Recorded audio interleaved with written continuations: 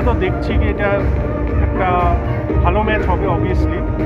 India Bangladesh, two big teams of South East Asia. তো আমি আশা করছি যে ইন্ডিয়া যদি ভালো খেলে, যেরকমভাবে খেলছে, should win it, even though Bangladesh অনেক স্ট্রং টিম।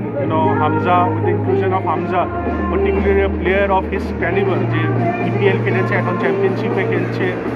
তো এই দিক দিয়ে তো it's gonna be a very অনেক কঠিন ম্যাচ হবে ইন্ডিয়ার জন্য।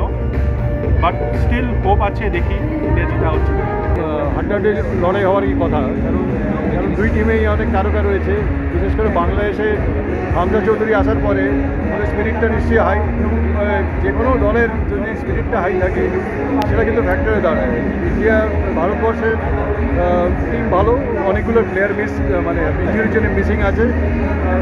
তো ঠিক আছে, টিম ভালো এবং বাংলাদেশের টিমও শক্তিশালী, তো ভালো উপভোগ্য ম্যাচ হবে।